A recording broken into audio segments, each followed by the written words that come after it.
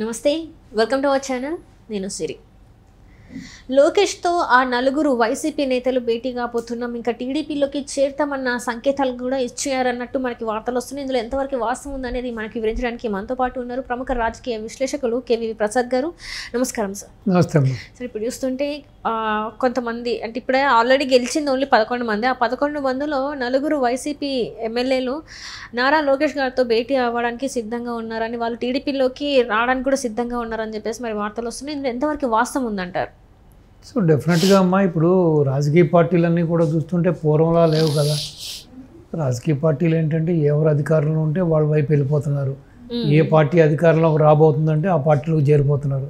అలాగే ఏ పార్టీ అయితే అధికారంలోకి వచ్చిన తర్వాత వాళ్ళ ప్రయోజనాలు కాపాడుకోవడం కానీ, వాళ్ళ సొంత ప్రయోజనాలు, సొంత అజెండా, ప్లస్ ఏదైతే వాళ్ళ నియోజకవర్గంలో ఏదైతే ప్రజలు వీళ్ళ నుంచి ఆశిస్తున్నారో సో వాటికి అనుకూలంగా, కార్యకర్తల మనోభావాలకు అనుకూలంగా, సో ప్లస్ వాళ్ళ నియోజకవర్గంలో ఏదైనా అభివృద్ధి చేయాలంటే పాలకపక్షం చెంత చేరితే కానీ మనకి ఎటువంటి సహకారం లభించదనే భావంతో కూడా ఇలా రకరకాల కారణాలతో కొంతమంది ఏదైతే పాలకపక్షం ఉంటుందో పాలక వైపు మొగ్గు చూపడం అనేది ఇప్పుడు సహజమైపోయింది.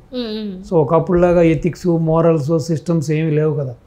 అది ఏదో చచ్చినా బతికినా ఆ పార్టీ అన్నట్టుగా ఆ సిద్ధాంతాలు ఇప్పుడు లేదు. ఇప్పుడు ఏ ఎండకా గొడుగు అనేది సిద్ధాంతమే ఇప్పుడు ప్రధానంగా భూమికి పోషిస్తుంది. సో రెండోది ఏంటంటే ఈ యొక్క జగన్మోహన్ రెడ్డి ఒంటెద్దు పోకడలు, సో తన యొక్క నిరంకుశత పరిపాలన అన్నీ చూసిన తర్వాత కూడా సో కొంతమంది ఆ విధంగా కూడా పార్టీ నుంచి ఎలక్షన్ ముందు కూడా వెళ్ళిపోవడం జరిగింది.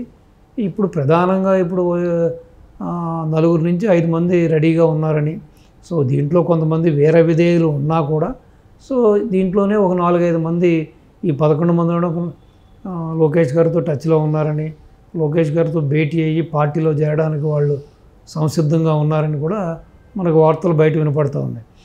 రెండోది ఏంటంటే ఈ 5 ఏళ్ళు ఇది ఒక గడ్డు కాలం జగన్మోహన్ రెడ్డికి. ఇప్పుడు అసెంబ్లీకి వెళ్తారా వెళ్ళరా అని చెప్పి ఇవాళ ఇప్పుడు లేటెస్ట్ డెవలప్మెంట్ తీసుకుంటే తన తండ్రి తరహాలో ప్రజా దర్బార్ నిర్వర్తిస్తానని చెప్పి ఆయన ఇవాళ ఏదో ముహూర్తం పెట్టుకున్నాడు, తాడేపల్లిలో అందరినీ కలుస్తానని. సడన్గా మళ్ళీ ఆయన బెంగళూరు ఆ యాలంక ఏదైతే ఆయన ప్యాలెస్ ఉందో అక్కడికి వెళ్ళిపోవడం జరిగింది. ఇది అప్పుడే రెండోసారి ఈ విధంగా ఆయన క్యాన్సిల్ చేసుకుని వెళ్ళడం.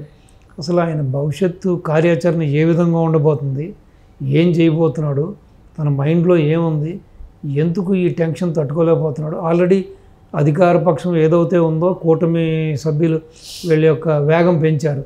అతను అవినీతిని రోజు ఎండగడుతూ ఉన్నారు. ఆల్మోస్ట్ ఎవ్రీ వీక్ ఒకసారి శ్వేతపత్రం రిలీజ్ చేస్తున్నారు. ఇప్పటికే ఆయన అవినీతి మీద ఒక శ్వేతపత్రాలు రావడం జరిగింది. అమరావతి మీద వచ్చింది, తర్వాత విద్యుత్ శాఖ మీద వచ్చింది. సో ఈ విధంగా ఒక్కొక్క శాఖలోనూ ఒక్కొక్క ఇది వాళ్ళు బయటికి పంపిస్తూ ఉన్నారు. సో రెండోది రోజుకొక స్కామ్ బయటపడుతూ ఉంది.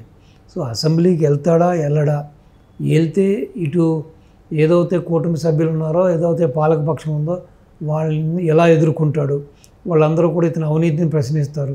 ఇతను ఏ విధంగా అయితే గత బాబు గారుని ఏ విధంగా అయితే తన 5 ఏళ్ల పరిపాలనలో వాళ్ళ పథకాల గురించి కానీ ఆయన గురించి గేల్ చేశాడు, రేపొద్దున అదేవిధంగా వాళ్ళు కూడా ప్రవర్తిస్తే నా పరిస్థితి ఏంటని ఈ విధంగా అనేక మీమాంసతోటి ఆయన కొట్టుమిట్టాడుతూ ఉన్నాడు.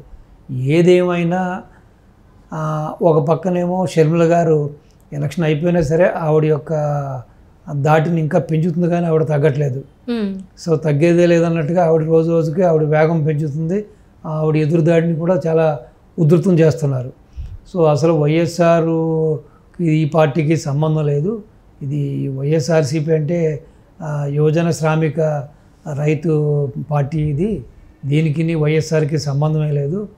మా నాన్న కేవలం కాంగ్రెస్లోనే పుట్టాడు, కాంగ్రెస్లోనే పెరిగాడు, కాంగ్రెస్తోనే మరణించాడు కాబట్టి ఆయన ఓన్లీ కాంగ్రెస్ వాది కాబట్టి దానికి నేనే వారసురాలని.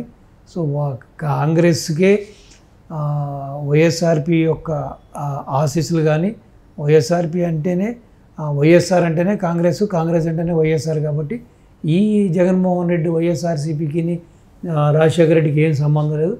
అసలైన వారసురాలు నేనే, అసలైన కాంగ్రెస్ వాది మా నాన్న, వైఎస్ఆర్ మాత్రమే కాబట్టి అని ఆవిడ కూడా చాలా ధీటుగా ఆవిడ ప్రవర్తిస్తుంది. ఆవిడ కూడా వీళ్ళ ఈ 5 ఏళ్లలో వీళ్ళు చేసిన అరాచకాల గురించి కానీ, భూ కబ్జాల గురించి కానీ, ఈ యొక్క హత్యల గురించి కానీ ఆవిడ కూడా ఘాటైన విమర్శలే చేస్తున్నారు. సో ఒక పక్కన ఇంటి పోరు, ఒక పక్కన ఇదేదైతే పాలకపక్షం కూటమి పోరు, ప్లస్ అసెంబ్లీలో వీళ్ళని ఎలా ఎదుర్కోవాలి, వెళ్ళినా ఏం చేయగలుగుతాం, ఏంటి, వెళ్దామా వద్దా, వెళ్ళకపోతే మొత్తం రాష్ట్రం అంతా చూసారా జగన్ రావట్లేదు, జగన్ మనుషులు రావట్లేదు అని చెప్పి ఈ టీడీపీ కార్యకర్తలు కానీ, జనసేన కానీ, బీజేపీ వాళ్ళంతా కూడా రాష్ట్రం అంతా టామ్ చేస్తారు. లేదు ఆ విధంగా వద్దు అని వెళ్తే అసెంబ్లీలోనేమో వీళ్ళని ఎలా ఎదుర్కోవాలి. సో ఇటువంటి అనేక మీమాంసతోటి జగన్మోహన్ రెడ్డి అయితే నలిగిపోతూ ఉన్నాడు. బట్ ఈ మధ్యకాలంలో ఇది రెండోసారి ఆయన యాలంక బెంగళూరు ప్యాలెస్కి వెళ్ళడం, మరి అక్కడికి వెళ్ళి ఏం ప్రయత్నాలు చేస్తున్నాడు, అసలు ఏం చేస్తున్నాడు, ఎందుకు మాటికి ఆయన బెంగళూరు వెళ్తున్నాడు అన్నది మనం దీని గురించి కూడా ఆలోచించవలసిన విషయం ఇది. సో ఏది ఏమైనా జగన్మోహన్ రెడ్డికి గడ్డు కాలం అయితే ఉంది. ఇప్పుడు ఈ 5 ఏళ్లే కాకుండా ఇంకా 5 ఏళ్ళ తర్వాత తన భవిష్యత్తు ఏంటి, పార్టీ అలా ఉంటుందా ఉండదా, అసలు క్యాడర్ ఉంటుందా ఉండదా, అసలు నాయకులు తనతో ఉంటారా ఉండదా అనేది కూడా ఆ మీమాంసలో కూడా ఆయన కొట్టుమిట్టాడుతున్నాడు. అంటే ఇప్పటివరకు చూసుకుంటే ఇప్పుడు తన మీరు అన్నట్టు ఈ 5 సంవత్సరాలు కాకుండా నెక్స్ట్ వచ్చే 5 సంవత్సరాలు ఏంటని పార్టీ గురించి కూడా ఆలోచించిన ఇక్కడ కూడా దారులన్నీ క్లోజ్ అయిపోయినట్టు అనిపిస్తుంది సార్. అంటే ఇక్కడ చూస్తే ఆల్రెడీ ప్రజల్లో ఒక తీర్పుని ఇచ్చేశారు, 11 సీట్లతోనే ఒక తీర్పు ఇచ్చేశారు. మరి నెక్స్ట్ వచ్చే 2029 ఎలక్షన్స్ అప్పటికి పార్టీ అసలు ఉంటుందంటారా ఉండదంటారా? సో ఛాన్స్ కనిపించట్లేదమ్మా, ఎందుకంటే ఒక కన్స్ట్రక్టివ్ పాలిటిక్స్ చేయలేదు ఆయన. కేవలం ఏదో తండ్రిని అడ్డం పెట్టుకుని ఆ తండ్రికి ఉన్న ఇమేజ్ వలన ఏదో తండ్రి రాజశేఖర రెడ్డి ఏదో 4-5 మంచి పనులు చేశాడు కాబట్టి, రాజశేఖర రెడ్డి బిడ్డ కాబట్టి ఏదో చేస్తాడు జరగబోతుందని చెప్పి ఆ విధంగా కూడా ప్రజలు విశ్వసించి ఓట్లు వేయడం జరిగింది. కానీ అది ఎంతవరకు అది సమంజసం, అది ఎంతవరకు అతను దాన్ని నిరూపించగలిగాడు, లేకపోతే ప్రజల అంచనాలకు అనుకూలంగా చేయగలిగాడు అనేది మనం చూసాం. సో పూర్తిగా ఫెయిల్ అయ్యాడు కాబట్టి ప్రజలు ఇటువంటి తీర్పు ఇచ్చారు కాబట్టి ఇక మీదట భవిష్యత్తు ఉన్నది అనడానికి ఎక్కడ కూడా మనకి అవకాశం కనిపించట్లేదు.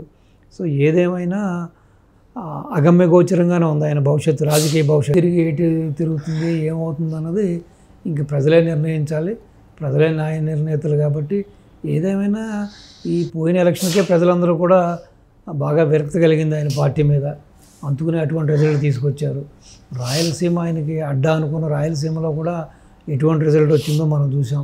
ఆల్మోస్ట్ 7 జిల్లాల్లో ఆయనకి ప్రాతినిధ్యం లేకుండా పోయింది, తుడుచుకుపెట్టిపోయింది పార్టీ. సో ఏదేమైనా ఇక ఇటువంటి పార్టీ, ఇటువంటి వ్యక్తులు ప్రజా జీవితానికి కానీ, ఇటు ప్రజాక్షేత్రంలో కానీ, ఇటు రాజకీయంలో కానీ అనర్హులు అనేది మాత్రం ప్రజలు గమనించారు కాబట్టి బహుశా ప్రజలు ఇంక ఫ్యూచర్లో ఇతన్ని ఎంటర్టైన్ చేయరు, ప్రజలు ఇతన్ని ఎన్నుకోరు అనే భావన అయితే నాకు బలంగా ఉందండి. అంటే ఇప్పటివరకు చూసుకుంటే సొంత ఇంట్లో వాళ్ళు, అంటే అమ్మనే కావచ్చు, వాళ్ళ చెల్లె కావచ్చు, వీళ్ళు ఎట్లా అంటే సొంత అన్నకి రివర్స్లో మాట్లాడుతున్నారు. ఇప్పుడు మీరు ఇందాక చెప్పినట్టు వైఎస్ఆర్కి ఉన్న ఆ పార్టీ, వైసీపీ పార్టీకి సంబంధం లేదని చెప్పేసి, కాంగ్రెస్కి మాత్రమే ఆయన దీవెనలు ఉంటాయని చెప్పేసి ఇప్పుడు అసలు ప్రజల్లోకి ఎలా వెళ్ళాలనుకుంటున్నారు? అంటే ఇప్పుడు తండ్రితోని సంబంధం లేదని చెప్పేసి వాళ్ళ చెల్లె చెప్తుంది పార్టీకి సంబంధం లేదు. అసలు ఇప్పుడు ఆయన నెక్స్ట్ స్టెప్ ఎలా ఉండబోతుంది జనాల మధ్యలోకి వెళ్ళాలంటే? అసలు జనాల మధ్యలోకి వెళ్ళి ఏ విధంగా జనాలను కన్విన్స్ చేయగలుగుతాడు, అసలు ఏ విధంగా మళ్ళీ మెప్పించగలిగాడు అనేది చాలా పెద్ద క్వశ్చన్ మార్కు. ఎందుకంటే ఇటు సొంత చిన్నాయన్ని కూడా చంపేశారు ఒక రాజకీయ లబ్ధి కోసమో లేకపోతే అధికారంలోకి రావడం కోసం. సో కుటుంబ సభ్యులందరూ కూడా గొంతెత్తి రోడ్డు మీదకి వచ్చినా కూడా న్యాయం చేయలేకపోయాడు. 5 ఏళ్ళు పరిపాలనలో ఉండి అధికారం చేతిలో ఉండి కూడా అంతకులు ఎవరో తనకు తెలుసు కాబట్టి, అంతకులు తనకు స్వయాన కావాల్సిన మనిషే కాబట్టి తనని ఏమీ చేయలేక తనని కాపాడడం కోసం ఇటు కుటుంబానికి న్యాయం చేయలేకపోయాడు. ఇటు సొంత చెల్లికి కూడా ఆస్తి విషయంలో కూడా ఎటువంటి తగాదాల్లో కూడా ఆవిడకి ఇవ్వాల్సిన ఆస్తి వాటా ఇవ్వకుండా ఆవిడని కూడా దూరం చేసుకున్నాడు. సో ఇటు సొంత చిన్నాయనకి న్యాయం చేయలేదు, ఇటు సొంత చెల్లెలకి న్యాయం చేయలేదు, కుటుంబ సభ్యులకి న్యాయం చేయలేదు. కాబట్టి ప్రజల్లో కూడా ఇతని మీద ఆశలన్నీ కూడా సన్నగిల్లిపోయి ప్రజల్లో విశ్వాసాన్ని కోల్పోయాడు. కాబట్టి ఇప్పుడు ప్రజాక్షేత్రంలో ఇప్పుడు ప్రజా దర్బార్ అని పెట్టినా లేకపోతే వేరే ఏది పెట్టినా కూడా ఇతను ఏ విధంగా తిరిగి ప్రజల యొక్క మన్ననల్ని పొందుతాడు, ఏ విధంగా ప్రజల్ని మెప్పిస్తాడు అనేది కూడా చాలా పెద్ద క్వశ్చన్ మార్కు. ఎక్కడ కూడా ఇతనికి క్రెడిబిలిటీ కానీ అది కానీ ఎక్కడ కనపడట్లేదు. సో కాబట్టి ఇక జగన్ రాజకీయ జీవితానికి తెరపడినట్టుగానే కనపడుతుంది. ఇప్పటికే నాయకులు కూడా ఒకళ్ళు కూడా సర్దుకోవడానికి సిద్ధమయ్యారు. కాబట్టి ఇంకా అది ఇంకా అయిపోయింది, ఇంకా అవుట్ ఆఫ్ వైసీపీ పార్టీ అనేది ఇంకా ఎంతకంతే అమ్మా, ఇంకంతే కలగర్భంలో కలిసిపోయినట్టే 100%, నో డౌట్.